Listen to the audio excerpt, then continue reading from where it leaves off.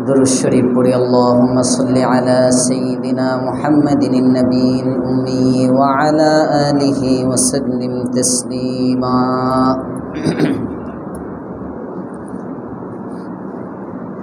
अल्लाहुम्मा सल्लि अला सय्यिदिना मुहम्मदिन नबील उम्मी व अला आलिहि व सल्लिम तस्लीमा।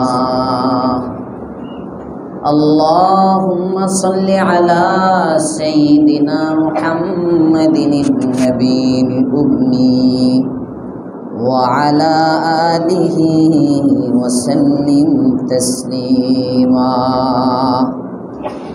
सुब्हानक ला इल्म लना इल्ला मा अल्लमतना इन्नका अंतल अलीमुल हकीम।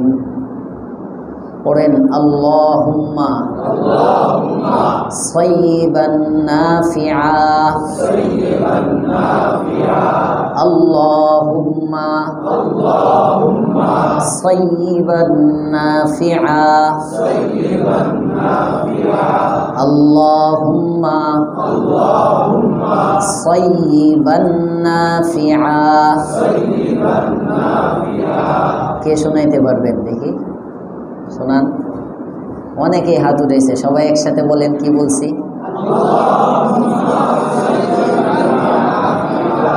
আল্লাহুম্মা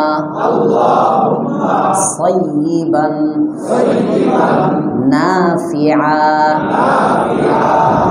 এর অর্থ হলো, হে আল্লাহ, তুমি আমাদেরকে উপকারী বৃষ্টি দাও। বৃষ্টি হইতেছে না, বৃষ্টির সময় এই দোয়াটা পড়া সুন্নাত। হাদিসে পাকে আছে, আল্লাহর রাসূল বলেন, যে ব্যক্তি একটা সুন্নতকে আঁকড়ে ধরবে, একটা সুন্নত জিন্দা করবে, 100 শহীদের সওয়াব তার আমলনামায় দেওয়া হবে। একটা সুন্নত আমরা শিখে গেলাম, যখনই বৃষ্টি হবে এই দোয়াটা পড়বো, পারবো ইনশাআল্লাহ। 2 নম্বর দোয়া, যখন ওই যে এখানে আসার পরে একটা বম ফুটলো মনে হয়েছে, এটা কি বলে, বজ্রপাতের আওয়াজ, গর্জন টর্জন শোনা যায় না, এই সময় একটা দোয়া। কোরআনে কারীমের একটা আয়াত আছে, ইউসাব্বিহুর রা'দু বিহামদিহি ওয়াল মালাইকাতু মিন খিফাতিহি। ইউসাব্বিহুর রা'দু বিহামদিহি ওয়াল মালাইকাতু মিন খিফাতিহি। এই দোয়াটা বজ্রপাতের সময় পড়া। পড়েন একবার, ইউসাব্বিহুর রা'দু বিহামদিহি ওয়াল মালাইকাতু মিন খিফাতিহি। নাম্বার 3, আল্লাহ বেজোরকে পছন্দ করে।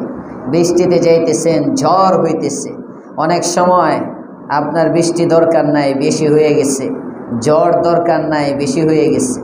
হ্যাঁ, বৃষ্টির পানি বেশি পরিমাণের চেয়ে বেশি বৃষ্টি হচ্ছে, এখন বৃষ্টি আপনার আর লাগবে না।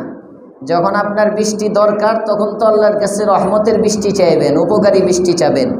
যখন দরকার নাই, তখন বলবেন আল্লাহুম্মা হাওয়ালাইনা ওয়ালা আলাইনা। আল্লাহুম্মা হাওয়ালাইনা, হাওয়া আলাইনা না, হাওয়ালাইনা ওয়ালা আলাইনা। এই দোয়াটা পড়বেন, পারবেন ইনশাআল্লাহ? তো কমসে কম শেষের 2টা মনে না থাকলেও প্রথমটা আজকে শিখে নেন, ওই 2টা আরেক ধাপে শিখে নেবেন। আল্লাহ আমাদেরকে সুন্নাহ মোতাবেক জীবন যাপনের তৌফিক দান করেন। সুন্নতকে আঁকড়ে ধরেন, সুন্নতের মধ্যেই সফলতা, সুন্নতের মধ্যেই সফলতা। দোয়া এটা এত বড় ইবাদত, দোয়ার দ্বারা তাকদীর পর্যন্ত পরিবর্তন হয়। আমরা দোয়া করতে জানি না, আমরা দোয়া করতে জানি না। আর দোয়ার মধ্যে ওই শব্দে দোয়া করা, যে শব্দে রাসূলুল্লাহ সাল্লাল্লাহু আলাইহি ওয়াসাল্লাম দোয়া করেছেন, নবীর চেয়ে উত্তম শব্দে আর কে চাইতে পারে? সুবহানাল্লাহ। আমাদের হালত তো আমরা এক দুই দিন নামাজ পড়ে এক দুই দিন ইবাদত করে মনে করি বিরাট কিছু হয়ে গেছে। অথচ আল্লাহর পয়গম্বর রাতের বেলা উঠে কাঁদতেন, রাতের বেলা উঠে কাঁদতেন। পাশের থেকে আম্মাজান বর্ণনা করেন নবী দোয়ার মধ্যে কি বলে বলে কান্দে, আমি কানটা নবীর মুখের কাছে লাগাইলাম, শুনে নবী কি বলেন দেখি। চোখের পানি গড়ায় গড়ায় পড়তেছে আর পয়গম্বর বলতেছেন, মা আবাদনাকা হাক্কা ইবাদাতিক ওয়া মা আরাফনাকা হাক্কা মারিফাতিক। ইয়া আল্লাহ, তোমার ইবাদত যেমন করা দরকার ছিল আমি করতে পারি নাই। আল্লাহু আকবার। কে বলতেছেন? যার জিন্দেগি ওয়াকফ করে দিচ্ছেন ইবাদতের জন্য, যিনি খানও না ঠিক মতো ইবাদতের জন্য, ওই ব্যক্তিটা রাতের আধারে আল্লাহর কাছে চোখের পানি ফেলে আর বলে, মা আবাদনাকা হাক্কা ইবাদাতিক, যেভাবে তোমার ইবাদত করা দরকার ছিল এভাবে তোমার ইবাদত করতে পারি নাই। ওয়া মা আরাফনাকা হাক্কা মারিফাতিক, যেভাবে তোমাকে চেনা দরকার ছিল এভাবে চিনতে পারি নাই। সুবহানাল্লাহ। নবী যদি এটা বলেন তাহলে আমাদের কেমন অবস্থা হওয়ার কথা? আমরা তো 24 ঘন্টার মধ্যে 18 ঘন্টায় দুনিয়া, 22 ঘন্টায় দুনিয়া, কারো 24টা ঘন্টায় দুনিয়া। ঠিক না ঠিক? আল্লাহ আমাদেরকে আখিরাতের লোভী হওয়ার তৌফিক দান করেন, বলেন আমিন। সূরা বাকারা 41 নম্বর আয়াতের শেষ দিকে আমরা ছিলাম। আল্লাহ পাক রব্বুল আলামিন বনি ইসরাইল তথা ইহুদিদেরকে, ইয়াকুব আলাইহিস সালামের বংশধরদেরকে তাদের উপর প্রদত্ত নিয়ামতের কথা স্মরণ করাচ্ছেন আল্লাহ তাআলা। ইয়া বনি ইসরাইল, কষ্ট হচ্ছে আপনাদের বেশি? হে ইয়াকুবের বংশধরেরা, উযকুরু নি'মাতি আল্লাতী আন'আমতু আলাইকুম, তোমরা স্মরণ করো তোমাদের উপর আমার দেয়া নিয়ামত। ওয়া আউফু বিআহদি উফি বিআহদিকুম, এবং আমার সাথে কৃত অঙ্গীকার তোমরা পূরণ করো, আমি তোমাদের সাথে কৃত অঙ্গীকারকে পূর্ণ করব। সুবহানাল্লাহ। ওয়া ইয়া ফারহাবুন, আমাকেই ভয় করো। পরের আয়াতে বললেন, ওয়া আমিনু বিমা আনজালতু মুসাদ্দিকাল লিমা মাআকুম, তোমাদের সাথে যে কিতাব রয়েছে এই কিতাবের সত্যায়নকারী রূপে আমি যা অবতীর্ণ করেছি অর্থাৎ কোরআনে কারীম, তাকে তোমরা বিশ্বাস করো, তার উপর তোমরা ঈমান আনো। ওয়ালা তাকুনু আউওয়ালা কাফিরিন বিহি, প্রথম অস্বীকারী তুমি হয়ো না। ওয়ালা তাকুনু আউওয়ালা কাফিরিন বিহি, প্রথম খারাপ ব্যক্তিটা তুমি হয়ো না। কারণ প্রথম যদি কেউ খারাপ চালু করে, পরবর্তীতে যত খারাপ হবে সব খারাপের গুনাহ এই ব্যক্তির আমল নামায় আসবে। নাউজুবিল্লাহ। তুমি যেন এটার সবব না হও। উলামায়ে কেরামের বিরোধিতা কেউ না কেউ তো করবেই, কথা কয় না? রাসূলের যখন বিরোধী লোক ছিল, আমি খতিবের থাকবে, হাক্কানি উলামায়ে কেরামের থাকবে। হ্যাঁ, কম বেশি কোন আলেম হাক্কানি রব্বানি যে আলেম, তার 100 থেকে 100 ভক্ত সবাই তাকে পছন্দ করে, এমন কোন হাক্কানি আলেম গোটা পৃথিবীতে পাওয়া যাবে না। যদি সবাই তাকে পছন্দ করে, বোঝা যাবে এই লোকটার মধ্যে হাক্কানিয়ত নেই। কেউ না কেউ তার সমালোচনা করবে, কেউ না কেউ তার বিরোধিতা করবে, এটা দলিল তার হাক্কানিয়তের। জোরে কোন সুবহানাল্লাহ। আপনি আমার নবীর চেয়ে বড় আমলওয়ালা ছিলটাকে, নবীর চেয়ে বড় আখলাকওয়ালা ছিলটাকে, নবীর চেয়ে সুন্দর বড় বক্তা ছিলটাকে? কেউ নাই। ওই পয়গম্বরের যখন বিরোধিতা করছে, এটা মিরাজ হিসাবে উত্তরাধিকার সূত্রে আমরা পাও না। কখনো আওয়ামী লীগ আমাদের বিরোধিতা করবে, কখনো জামাতি ইসলাম আমাদের বিরোধিতা করবে, কখনো বামপন্থীরা আমাদের বিরোধিতা করবে, কখনো রামের দালালেরা হাক্কানি উলামায়ে কেরামের বিরোধিতা করবে। বিএনপি ক্ষমতায় আসলে তারাও করতে পারে, অস্বাভাবিকের কিছু না। সবাই আওয়ামী লীগ করে দেয়া যায়? হ্যাঁ, জোরে কোন ঠিক না বেঠি? বাকি বিরোধিতার সূচনা যেন তোমার দ্বারা না হয়। তোমার দেখা দেখি তুমি যদি প্রথম উলামায়ে কেরাম সম্পর্কে জবান খুলো, তুমি যদি প্রথম মসজিদ নিয়ে কথা বলো, তুমি যদি মোল্লাতন্ত্রের নামে উলামায়ে কেরামকে ধর্ম ব্যবসায়ী বলতে চাও, মনে রাখবে সামনে যারাই ক্ষমতায় আসার পরে কিংবা ক্ষমতার বাহিরে থেকে আলেম উলামার বিরোধিতা করবে, তার সবগুলো পাপের বোঝা তুমি ফজলুর রহমানের কাঁধে নিতে হবে। তুমি সবল হয় না। দেড় ঠ্যাং নিয়ে কবরে চলে গেছে, কথাবার্তা হিসাব নিকাশ করে বলো, হিসাব নিকাশ করে কথা বলো। উলামায়ে কেরাম বিএনপির প্রতি একটু সফট কর্নার, এটা খালেদার প্রেমেও না, তারেক জিয়ার প্রেমেও না, বিএনপির প্রেমেও না। বিএনপিকে মনে করে তুলনামূলক এটা আওয়ামী লীগের চেয়ে ইসলাম প্রিয়, এজন্য বিএনপির দিকে মৌন সমর্থন। কিন্তু যদি বোঝা যায় বিএনপিও ইসলাম বিরোধী, এদেরকেও কচু কাটা করতে সময় লাগবে না ইনশাআল্লাহ। মনে রাখবেন, উলামায়ে কেরাম কারো দালালি করে না। উলামায়ে দেওবন্দের একটাই উদ্দেশ্য, মানুষকে কালিমাওয়ালা বানানো। বাতিলের সাথে কোনো আপোষ নাই। রাজনৈতিক কোনো স্বার্থ নিয়ে উলামায়ে কেরাম চলে না। ব্যক্তি কোনো স্বার্থ নিয়ে কোনো বড় লোকের পিছে হাক্কানি কোনো আলেম দৌড়ায়। আল্লাহ বুঝবার তৌফিক দাও। হ্যাঁ, আমি বলতেছি না আলেমরা সব ভালো।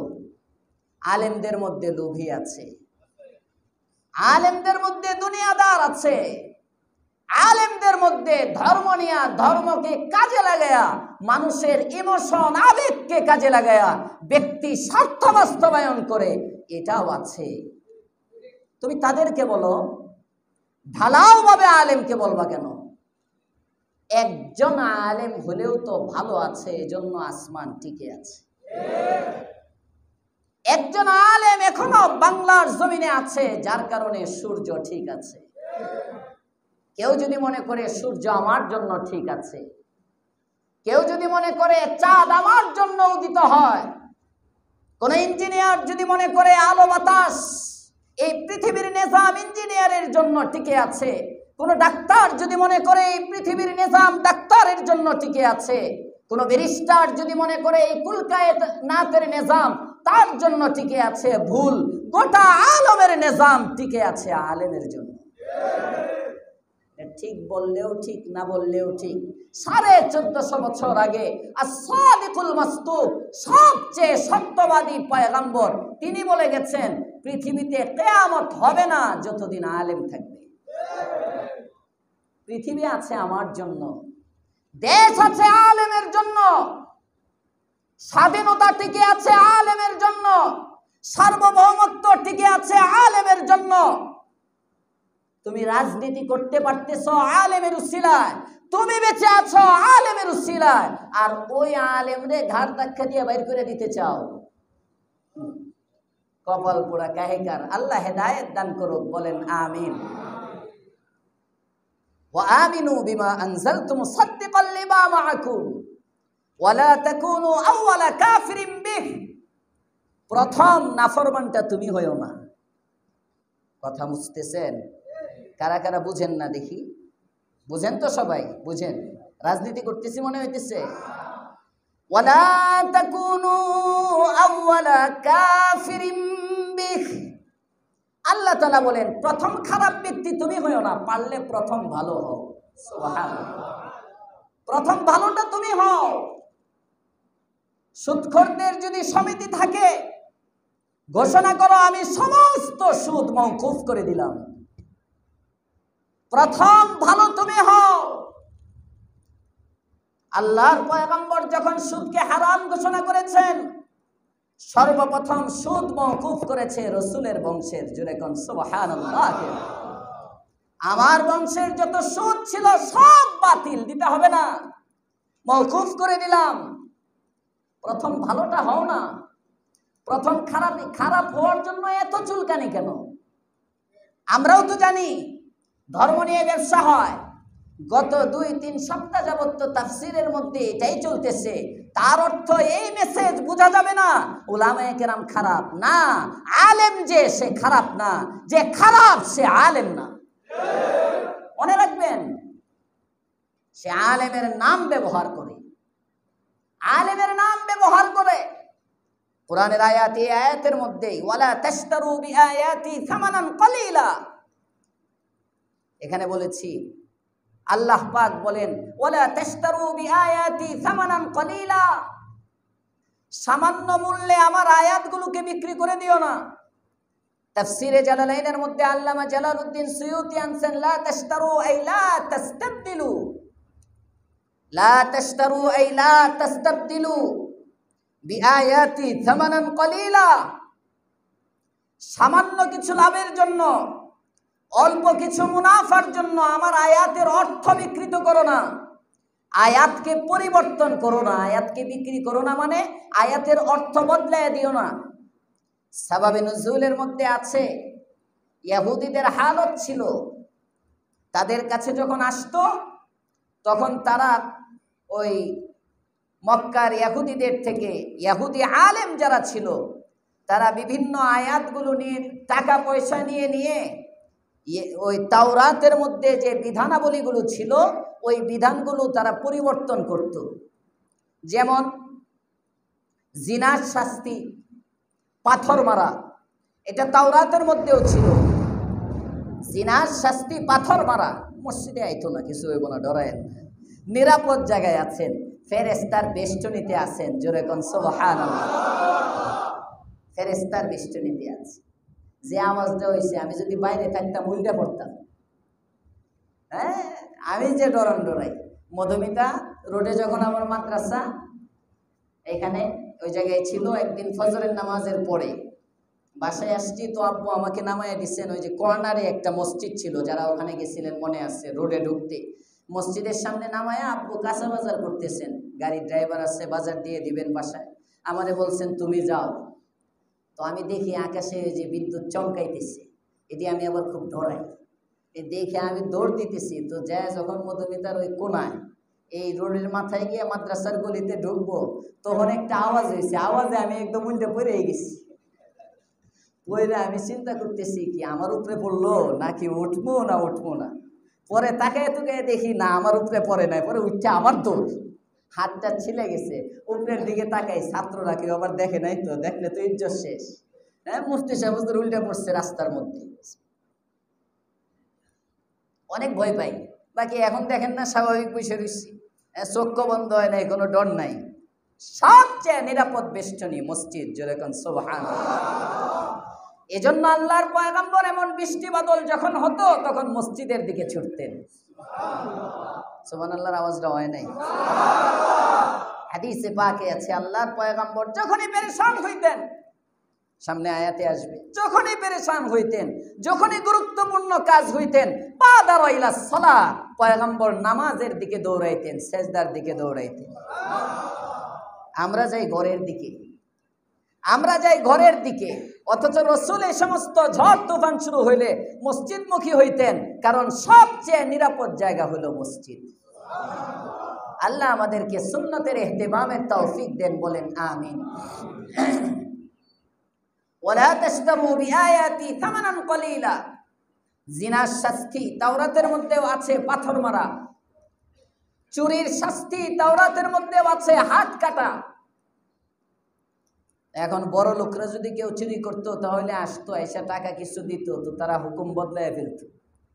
গরিবের মধ্যে আর বড় লোকের মধ্যে শাস্তির পার্থক্য করে তারা দেখাইতো, অর্থ ভিন্নভাবে উপস্থাপন করত।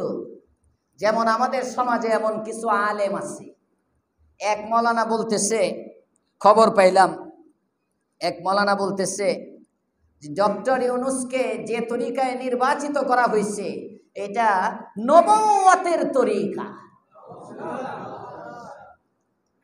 কোন নবীকে বিপ্লবের অভ্যুত্থানের মাধ্যমে নিয়োগ দেওয়া হয়েছিল দেখাও? কোন নবীকে, কোন নবীর খেলাফত, কোন নবীর নবুয়তের আগে রক্ত ঝরেছিল দেখাও? রক্তের উপর দাঁড়ায়া শপথ গ্রহণ করেছে কোন নবী? নাম বলো। আলেমকে প্রশ্ন করেন, কোন নবী রক্তের উপর দাঁড়ায়া খেলাফত গ্রহণ করেছেন? ঈদের নামাজটাও পড়তে পারে না ঠিক মতো। খেলাফত আলা মিন হাজিন নবুওয়া মিন আলামাতিল কিয়ামা। এই সমস্ত চাটুকার মৌলবী, এগুলোকে বলা হয় ধর্ম ব্যবসায়ী। এই সমস্ত চাটুকার মৌলবী। আমি তো কোনো নেতাও না, কিচ্ছুই না। আর নেতা অনেক নিয়ত নাই। যত আন্ডারগ্রাউন্ডে থাকবো তত জান্নাতে কাছাকাছি যাইতে পারবো। পদ পদবিতে জড়াইলে জান্নাত মুশকিল। বাকি মনে রাখবেন, ইনসাফের দৃষ্টিতে যদি তাকাইতে হয়, সেই শাপলার রক্তাক্ত শাপলা চত্বরের বিচারের দাবি আজকে উলামায়ে কেরাম করতেছে। হাসিনার বিচার চাই। তৎকালীন সাধারণ সম্পাদক তো কবরে চলে গেছে, সৈয়দ আশরাফ সাহেব, যিনি বলছিলেন একজনকেও থাকতে দেওয়া হবে না, বিড়ালের মতো লেজ গুটিয়ে পালাবে। শাপলা চত্বরে হামলার দিন যাদের সমর্থন ছিল, হ্যাঁ বিচার তো করতে হবে অবশ্যই, আওয়ামী লীগের ক্ষমতায় থাকার কারণে তাদের বিচার তো হবেই, কিন্তু নিরপেক্ষ উলামায়ে কেরামের এটাও আওয়াজ উঠাবার দরকার ছিল, যাদের ভুল সিদ্ধান্তের কারণে, যে সমস্ত আলেমের লেয়াজু করার কারণে আমার ভাইদের রক্তে শাপলা চত্বর রঞ্জিত হয়েছে, হাসিনার সাথে ওই সমস্ত নামদারি আলেমদেরও বিচার করতে হবে। কেন বলো না সেটা? ওইটা বলার মতো বুকের পাঠা নাই। কারণ যারা মাঠ গরম করতেছে তারাও সেটার সাথে জড়িত ছিল। যখন সরকার বলেছিল একজনকেও থাকতে দিব না, তুমি গাড়ি জিততে থাকতে গেলা কেন? তোমার কতটুক জোর তুমি জানো না? আল্লামা আহমদ শফী সাহেব সেদিন কেন লালবাগ থেকে বের হয়ে শাপলা চত্বরে আসতে পারেন নাই? জাতির কাছে এটারও হিসাব দেওয়া দরকার। কাদের কারণে আসতে পারে নাই? শাপলা চত্বরে লক্ষ লক্ষ উলামা তলাবা তাওহীদি জনতা যখন ইন্তজার করতেছিল আল্লামা আহমদ শফী সাহেব আসবেন, লালবাগে আল্লামা আহমদ শফী সাহেবকে কোন আলেমরা আটকে রেখেছিল? কারা শাপলায় তলাবাদের সামনে আসতে দেয় নাই? ওই সমস্ত আলেমদেরকেও ফাঁসি দিতে হবে। খালি হাসিনার ফাঁসি দিলে হয় না। আমি এগুলো বললে অনেকে মনে করবে আমি আওয়ামী লীগের দালাল। কথার গভীরতা বুঝতে হয়। শুধুমাত্র জজবায় কাজ হয় না। ধর্ম ব্যবসায়ী কাদেরকে বলে চিনতে হয়। তবে মনে রাখবে, হাজারো আলেম বিক্রি হয়ে গেলেও কমাস কম একজন আলেম হলেও থাকবে, তার উসিলায় পৃথিবী থাকবে। অতএব সাবধান, ঢালাওভাবে আলেমের বদনাম করা যাবে না। আলেম চিনতে হবে, হাক্কানি কোনটা, রব্বানি কোনটা, দুনিয়াদার কোনটা চিনতে হবে। চিনতে হবে কারা দুনিয়াদার আলেম, কারা হাক্কানি আলেম, কারা রব্বানি আলেম, কারা ব্যক্তি স্বার্থে কাজ করে না।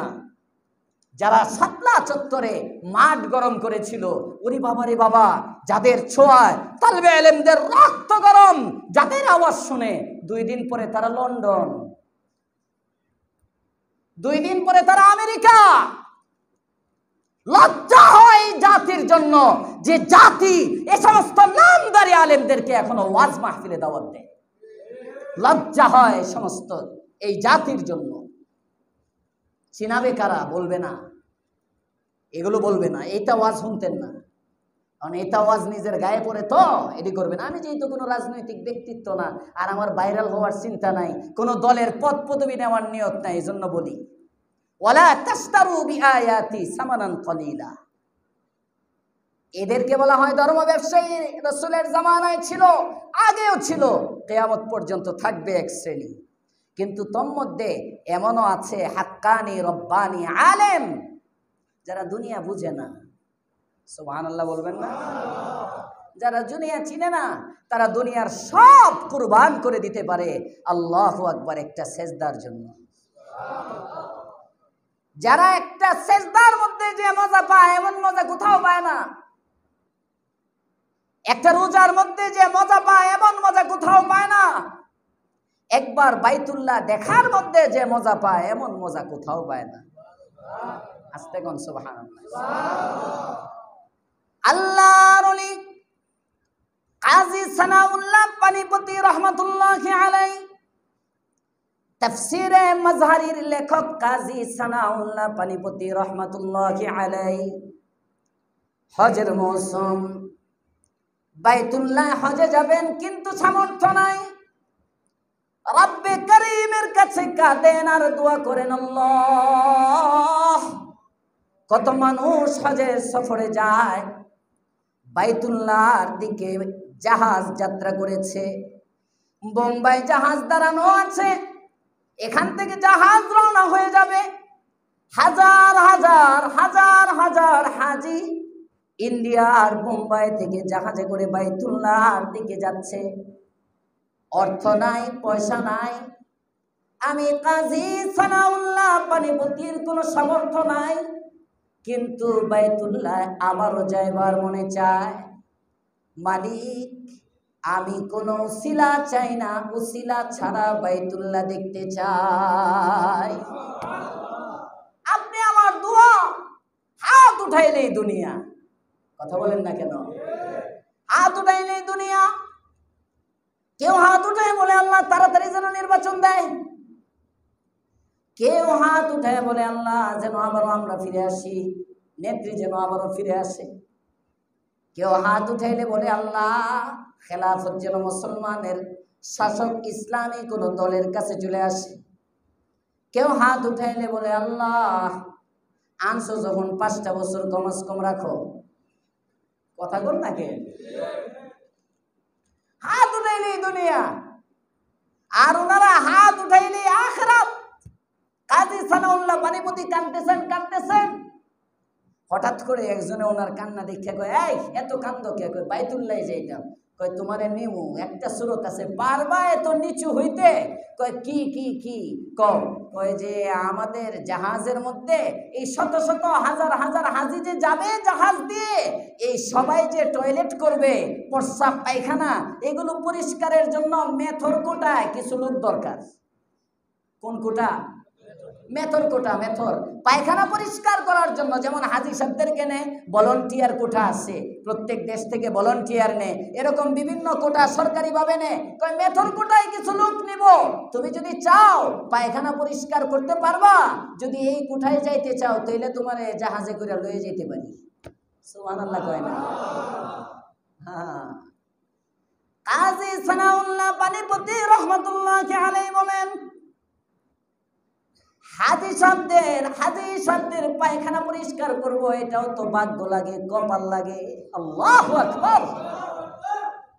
যারা আল্লাহর রাসূল সাল্লাল্লাহু আলাইহি ওয়াসাল্লামের না, যারা যুয়ুফুর রহমান, স্বয়ং আল্লাহ পাক রব্বুল আলামিনের মেহমান, যারা তাদের খেদমত করব, কোনো সমস্যা নাই।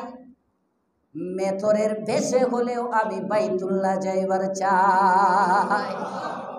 কাঁদতেছে কাজী সানাউল্লাহ পানিপতি রহমাতুল্লাহি আলাইহি, কাঁদেন। কবুল হয়ে গেছে, জাহাজ ছেড়ে দিছে।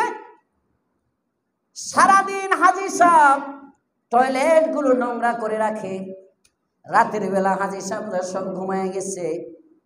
কাজী সানাউল্লাহ পানিপতি রহমাতুল্লাহি আলাইহি নিজে টয়লেট গুলো পরিষ্কার করেন।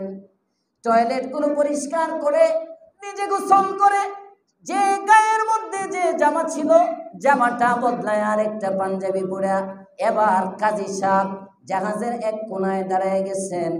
নামাজের হালতে যায় নামাজটা বিছায়া নামাজের মধ্যে কোরআনে কারীমের তিলাওয়াত করতেছেন। কাজী সানাউল্লাহ পানিপতি হাফেজ কোরআন ছিলেন। জাহাজ নীরব জাহাজের মধ্যে একটা কোনায় গুনগুন গুনগুন আওয়াজে কোরআনের তেলাওয়াত হয়, আর আল্লাহ পাক রব্বুল আলামিন এই সুরের মূর্ছনা সেই জাহাজের কাপ্তানের কান পর্যন্ত পৌঁছে দেয়।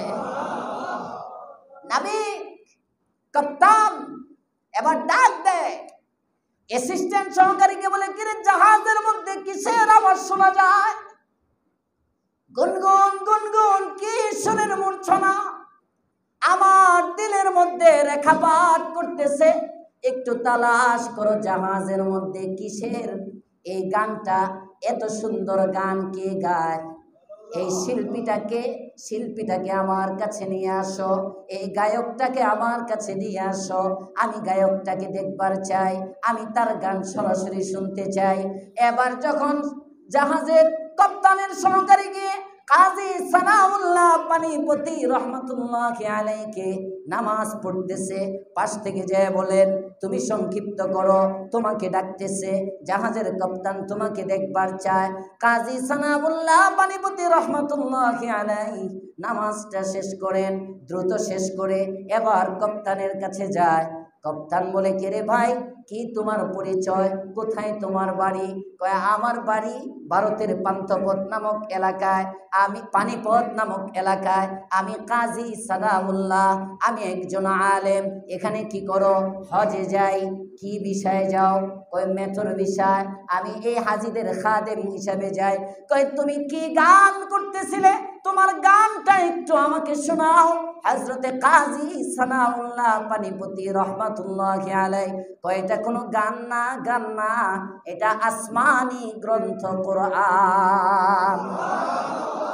কোরআন তেলাওয়াত করতেছিলাম, তো একটু শোনাও, তোমার তেলাওয়াত আমাকে একটু শোনাও। কাজী সাহেব আবার তিলাওয়াত করেন। হযরতে কাজী সানাউল্লাহ বলেন, আমি কোরআনে কারীমের তেলাওয়াত করি। কিছুক্ষণ তেলাওয়াতের পরেই হঠাৎ দেখি কাপ্তানের চোখ থেকে গাল বেয়ে পানি বের হচ্ছে, পানিগুলো গড়ায় গড়ায় পড়তেছে, আর সে জাহাজ চালায় নিতেছে। আমি বন্ধ করে নিতে নিলাম, সে বলে, না আরো শোনাও। আমি আবারও বন্ধ করতে চাইলাম, কয়, না আরো শোনাও। কিছুক্ষণ পরে বলে, রে কাজী, তুমি যদি এই কিতাবটা আমার হাতে একটু দিতা, এই কিতাবটা যদি তুমি আমাকে একটু দেখাইতা, এই কিতাবের আয়াতগুলো যদি তুমি আমাকে একটু শিখাইতা, আমি যদি এই কিতাবটা একটু পড়তে পারতাম, আমি তোমার কাছে এই কিতাবটা শিখতে চাই, আমি তোমার কাছে এই কিতাবটা পড়তে চাই, আমি তোমার এই কিতাবটা দেখতে চাই, আমি তোমার এই কিতাবটা হাতে নিতে চাই, আমি তোমার এই কিতাবের মধ্যে একটা চুমু দিতে চাই, আমি আমার বুকের সাথে এই কিতাবটা লাগায়া বুকের মধ্যে একটু শান্তি পরিতৃপ্তি চাই, তুমি কি কিতাবটা আমার হাতে একটু দিবে?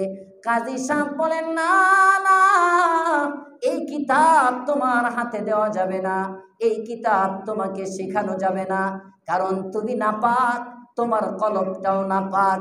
এই কিতাবটা পড়বার আগে ছোট্ট একটা চাবি আছে, কালিমা নামক। এই কালিমার মাধ্যমে দিলটাকে পাক করতে হয়, কালিমার মাধ্যমে চোখটাকে পাক করতে হয়, কালিমার মাধ্যমে হাতটাকে পাক করতে হয়। কালিমার মাধ্যমে যখন ব্যক্তি জীবন পরিশুদ্ধ হয়ে যায়, কোনো ব্যক্তি কালিমা পড়ে যায়, মুসলমানের দফতরে যখন নামটা উঠা যায়, তখন এই কিতাবটা ধরা, দেখা, ছোঁয়া আর পড়া ওই ব্যক্তির জন্য বৈধ হয়ে যায়। কাজী সানাউল্লাহ পানিপতি রহমাতুল্লাহি আলাইহি কাপ্তানকে যখন এটা বলে, কাপ্তান বলে, কাজী আর দেরি করব না। খ্রিস্টান ছিল কাপ্তান, কয় আর দেরি করব না, এতদিন বুঝি নাই, আজকে বুঝে ফেলছি, আমি কালিমা পড়ি, আমাকে তুমি কালিমা পড়াও, আমি কালিমা পড়ে মুসলমান হয়ে গেলাম। এগুলো ছিলেন আমাদের আকাবির আসলাফ, ওনারা কখনো ধর্ম নিয়ে ব্যবসা করেন নাই।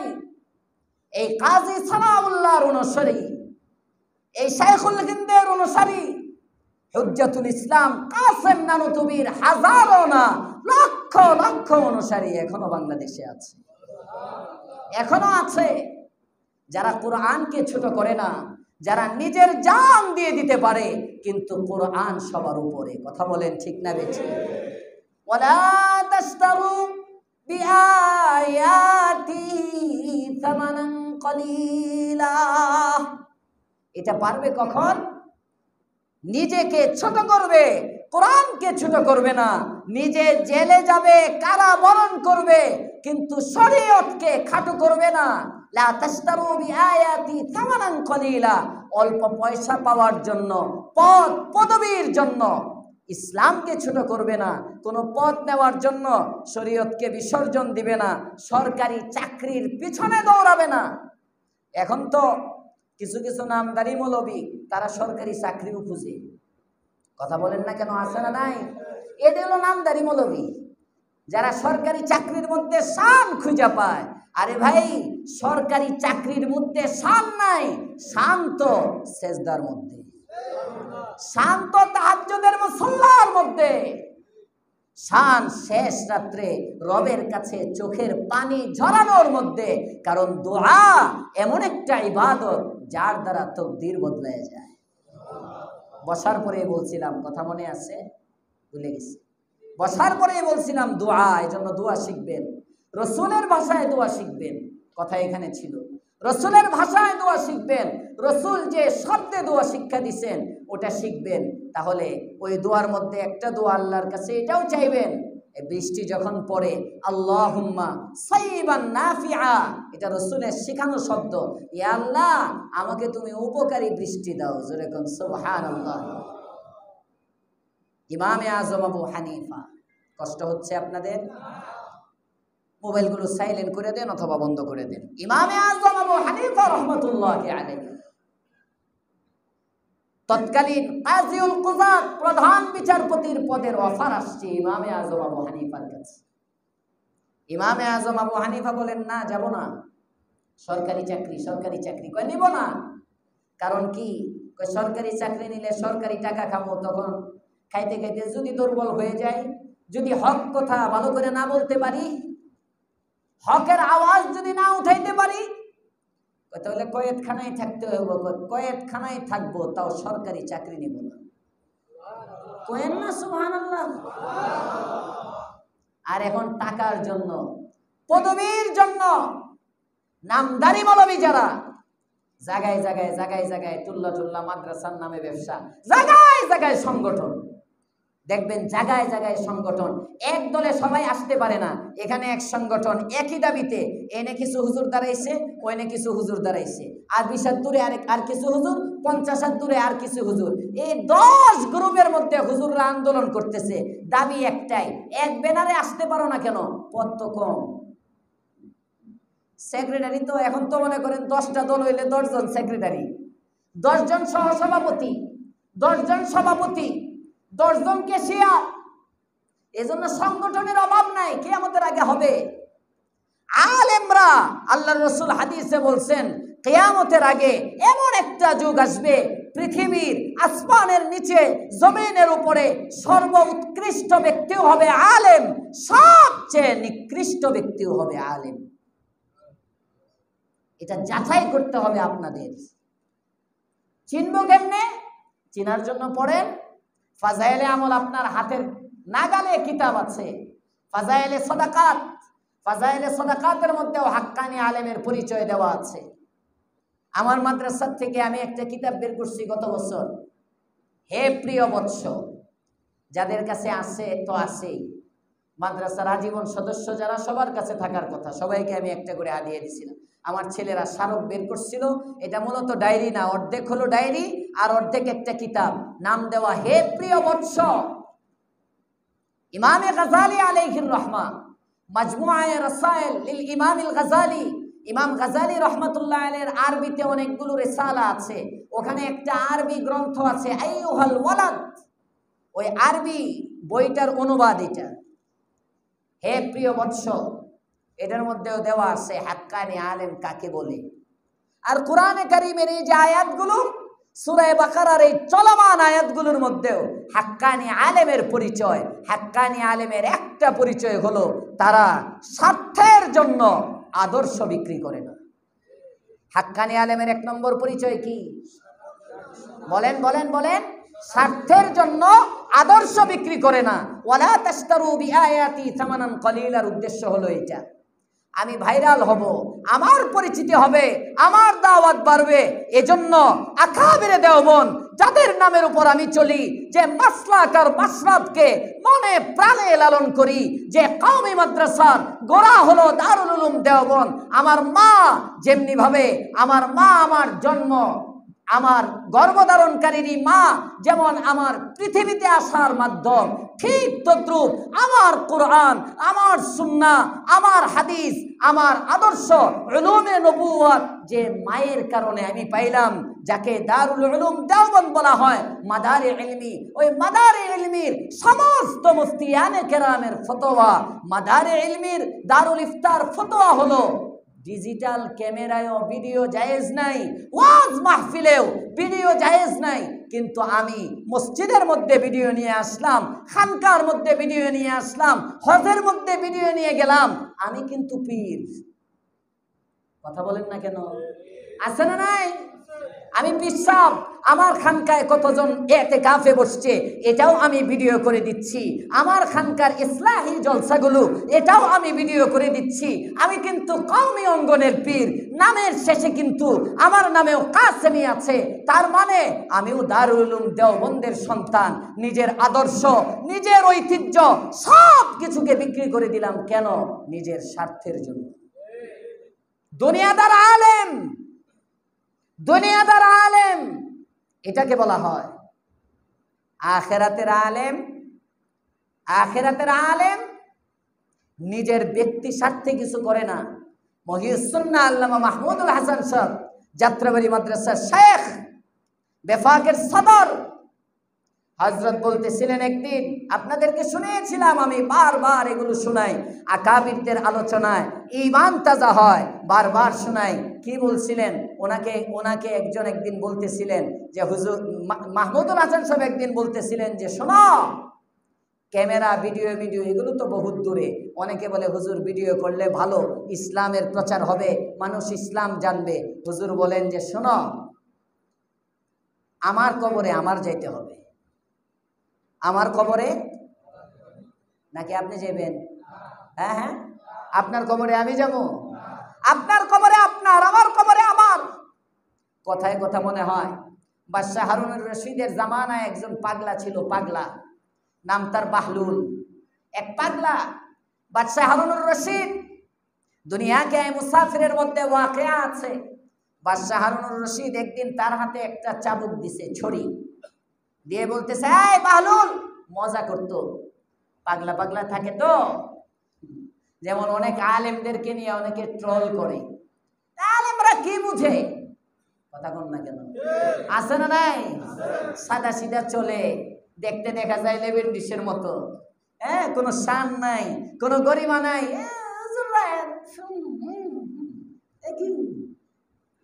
তো বাদশাহ হারুনুর রশিদ দেখে বাহলুল কেমন কেমন চলে, চলাফেরার মধ্যে কোনো শান নাই, মনে করে পাগল। একটা ছড়ি বাহলুলের হাতের মধ্যে দিয়ে বলে, এই বাহলুল, তোমার চেয়ে ব্যাকল নির্বোধ কাউকে যদি পাও তারে তুমি এই ছড়িটা গিফট করবা। মানে একটা বাস দিল আর কি। কি দিল? বাস দিল একটা, মানে তোর চেয়ে ব্যাকল আর কেউ নাই। ডাইরেক্ট কয় কেমনে? ইনডাইরেক্ট দিয়ে দিল। হারুনুর রশিদ দিন যাইতেছে, বাহলুল এই ছড়ি নিয়ে ঘরের মধ্যে রেখে দিচ্ছে, কিচ্ছু বলে না। অনেক দিন চলে গেছে, বাদশাও ভুলে গেছে। অনেক সময় আর কি টেরকি করলে ভুলে যায় না, অনেক সময় বাদশাও ভুলে গেছে। অনেক দিন পর হঠাৎ করে বাহলুল খবর পাইছেন বাদশাহ হারুনুর রশিদ যায় যায় যায় যায় যায় দৌড়ে গেছেন বাদশাহ হারুনুর রশিদের কাছে, যে বলেন, বাদশাহ আপনার শারীরিক অবস্থাটা জানতে চাই। বাদশাহ হারুনুর রশিদ বলে, বাহলুল অবস্থা অনেক শোচনীয়।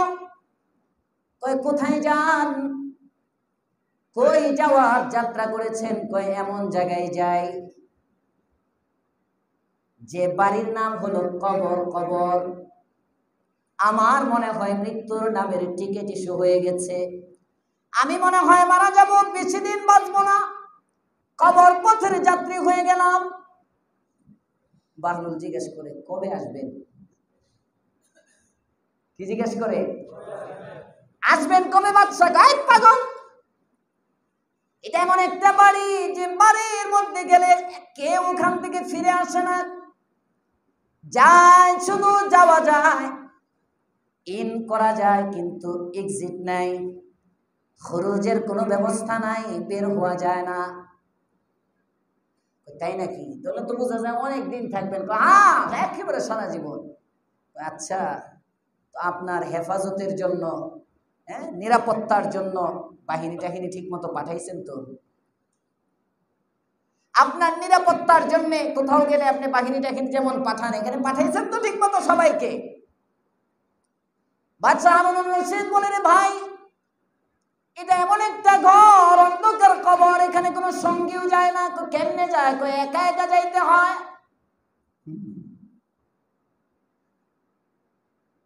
একা যাইতে হয়, আবার ওই ঘর থেকে আসা যায় না।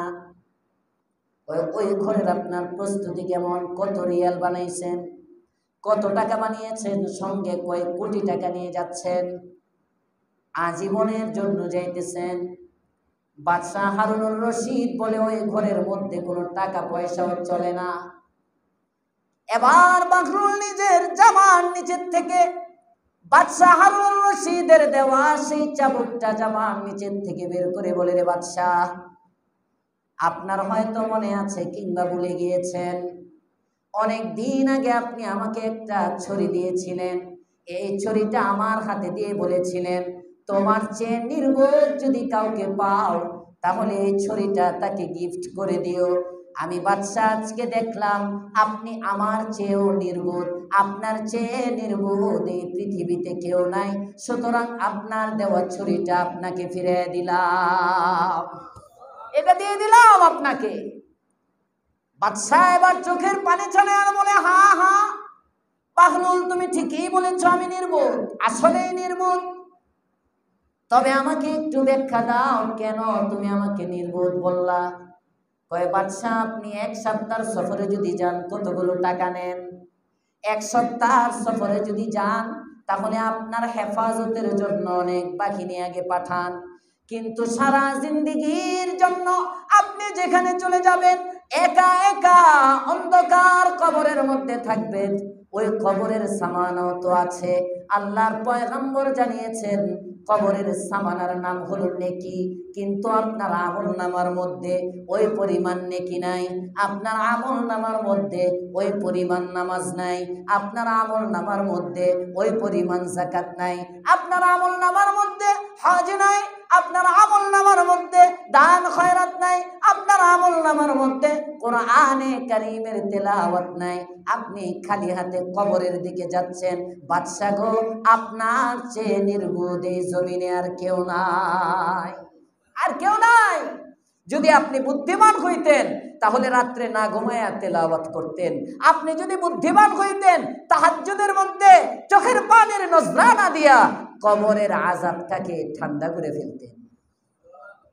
কিন্তু আপনি নির্বোধ, আপনি নির্বোধ।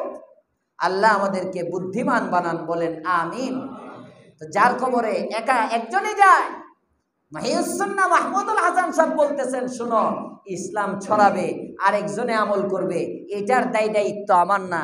কেউ যদি আমাকে বলে এই যে বাচ্চা দাড়ি, এখানে যে ছোট দাড়িগুলো আছে এটারে বাচ্চা দাড়ি বলে, এই বাচ্চা দাড়ি কাটাও কবিরা গুনাহ, এই ঠোঁটের নিচে এটা কাটাও কবিরা গুনাহ, এটাও বড় দাড়ির হুকুমে, এখানে বাচ্চা দাড়ি আছে। হযরত বলেন, কেউ যদি আমাকে বলে আমার একটা বাচ্চা, হুজুর আপনার একটা বাচ্চা দাড়ি কেটে ফেলেন, এ উসিলায় সারা বাংলাদেশে ইসলামী খেলাফা কায়েম হয়ে যাবে, আমি বলবো সারা বাংলাদেশে ইসলামী খেলাফা কায়েম করা আমি মাহমুদের দায়িত্ব না, আমি নিজে জাহান্নাম থেকে বাঁচা আমার দায়িত্ব। এটাকে বলে আদর্শ, এটাকে বলে আদর্শ। এখন ঠুনকো যুক্তি, ভিডিও জায়েজ হয়ে গেছে। এখন ঠুনকো যুক্তি কত কিছুই জায়েজ হয়ে যাইতেছে, কত কিছুই জায়েজ। শুরুতে ইসলাম লাগাই দে, তুই ইসলামী সঙ্গীত, গান, হ্যাঁ, কথাবার্তা, তুমি আসমানে থাকো প্রভু আমি জমিনে, ওরে বাবা রে বাবা, তুমি আসমানে থাকো আমি জমিনে, কোথায় আছে? আকীদাই তো নষ্ট। তাহলে হাদিসদের আকীদা গাইতেছে কলরবের শিল্পী, ইসলামিক শিল্পী, মুফতি সাহেব এক একজন নামের আগে দিয়ে এখন শিল্পীও মুফতি। হায় হায় রে, ইসলামটাকে কেমনে শেষ করে দিল? কিভাবে ইসলামটা এত সস্তা হয়ে গেল? এখন শিল্পীরাও মুফতি, সব মুফতি, পড়ালেখা কিচ্ছু লাগে না, নামের আগে মুফতি আর সব একমত। তুমি আসমানে থাকো প্রভু, আমি জমিনে। আল্লাহ বলেন ওয়া হুয়া মাআকুম আইনামা কুনতুম, বান্দা তুমি যেখানে আমিও সেখানে। গজলটা এমনি গাইতো, আমি যেখানে থাকি প্রভু তুমি সেখানে, আমি যেখানে থাকি প্রভু তুমি সেখানে, এভাবে গাইতো। তুমি আসমানে থাকো প্রভু আমি জমিনে। বুঝে না তো মূর্খ যে। আল্লাহ আমাদেরকে বুঝবার তৌফিক দাও, বলেন আমিন। আমি কি বুঝাইতে চাইতেছি আপনাদেরকে, বুঝতেছেন কিছু? ইসলামটাকে ছোট করা যাবে না। ওয়ালা তাশতারু বিআয়াতি সামানান কলিলা, কোরআনের ভাব, কোরআনের অর্থ, এগুলোকে বিকৃত করা যাবে না স্বার্থের জন্য। ডক্টর ইউনূসরে আনছে আইনা, এখন বিএনপি স্বপ্ন দেখে আমারই তো দিব, কারণ প্রধানমন্ত্রী যখন আমাদের বিরোধী বেগম খালেদা জিয়া যখন প্রধানমন্ত্রী ছিল, ডক্টর ইউনূসের এই এনজিও গুলো বাংলাদেশে চালু করার সবচেয়ে বেশি অবদান হলো বিএনপির। বিএনপির আমলেই এনজিও সংস্থা বাংলাদেশে ছড়াইছে। সুতরাং তারা ভাবতেই পারে ইউনূস তো আমাদের। বিপ্লবী যারা তারা ভাবতে পারে ইউনূস ছাত্র জনতার উপর দাঁড়ায় আছে, সুতরাং ক্ষমতা তো আমাদেরকেই দিবে। জামাতে ইসলাম ভাবতে পারে আমরা তো মাস্টার মাইন্ড। ছাত্র শিবির যদি আমাদেরকে, ছাত্র শিবির যদি এই আন্দোলনে অ্যাক্টিভ না থাকতো, জামাত যদি এই আন্দোলনে অ্যাক্টিভ না থাকতো, পিছন থেকে আন্ডারগ্রাউন্ডে যদি জামাতে ইসলামী কাজ না করত, তাহলে বিপ্লব সফল হতো না। এই বিপ্লব সফল হওয়ার পিছনে জামাতের অবদান 80%, 80% যখন আমাদের অবদান, এই বিপ্লবী সরকার ক্ষমতায় তো আমাদেরকেই বসাবে। কথা বলেন না কেন? এই যার যার ভাবে বাইবা বাইবা, এখন মৌলবী চিন্তা করে কিছু মৌলবীর কাম বিএনপিরে খুশি করা। এমন ভাবে ওয়াজ করি যদি বিএনপি ক্ষমতায় আসে, যদি আমি উলামা দলের সভাপতি হইতে পারি। আগে ছিল উলামা লীগ, এখন হইল উলামা দল। কেউ চিন্তা করে এমন ভাবে বয়ান করি, ডক্টর ইউনূসকে নবীর পাশে বসাইয়া দিই, কাছাকাছি নিয়ে যাই, খুশি হয়ে যদি আমগরে ক্ষমতা দিয়ে দেয়। এটা আল্লাহ বলতেছেন ওয়ালা তাশতারু বিআয়াতি সামানান কলিলা। বেটা, ব্যক্তি স্বার্থে, পদের লোভে, ক্ষমতার লোভে কোরআনের আয়াতকে বিকৃত করো না। কোরআন সুন্নাহ হক কথা, এটা যদি তোমার গায়েও পড়ে, তোমার বাবার বিরুদ্ধেও যদি যায়, তোমার আদর্শের বিরুদ্ধেও যদি যায়, তোমার শিক্ষকের বিরুদ্ধেও যদি যায়, খবরদার কোরআনের ভুল ব্যাখ্যা দিবে না, তোমার বাবাকে ভুল ধরাইয়া দিবা। তুমি শুধরাইবা, কোরআন শুধরাইতে যাইবা না। এটা হলো ওয়ালা তাশতারু বিআয়াতি সামানান কলিলা। সেক্ষেত্রে এটা পারবা কখন? ওয়া ইয়া ফাত্তাকুন, আমি আল্লাহকে ভয় করবা যখন। জোরে কোন সুবহানাল্লাহ।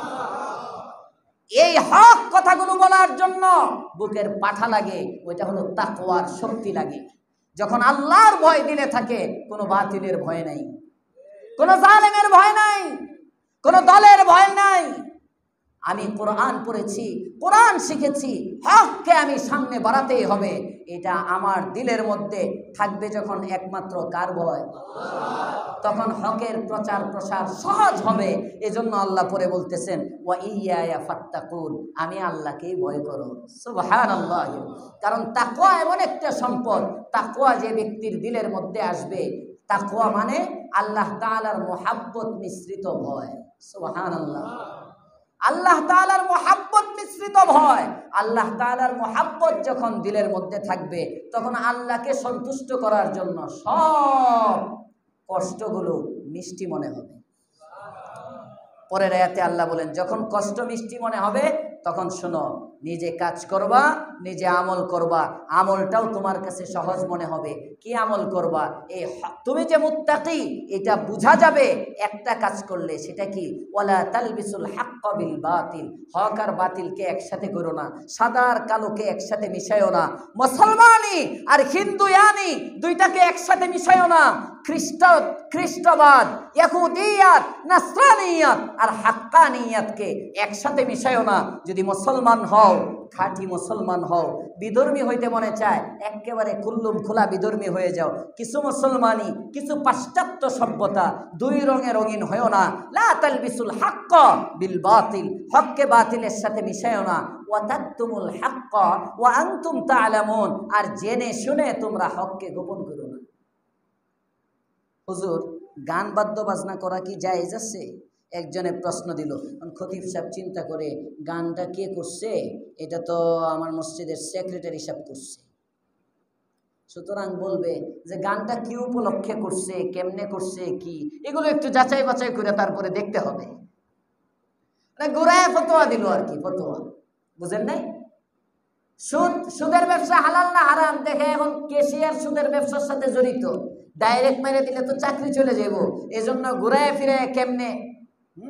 এখন তো সুদ ছাড়া চলেই না। যে সমাজের মধ্যে সুদটা ওমমে বালওয়া হয়ে যাবে, ব্যাপক আকার ধারণ করবে, ওই সমাজে একটু চিন্তা ভাবনা করা যেতে পারে। বুঝতেছেন? ঘুরায়া ফতোয়া দিল, ওয়াতাকতুমুল হাক্কা, হকটাকে গোপন করলো জানা শুনা। কেন? চাকরি বাঁচানোর জন্য। আল্লাহ বলেন না, এটা করো না।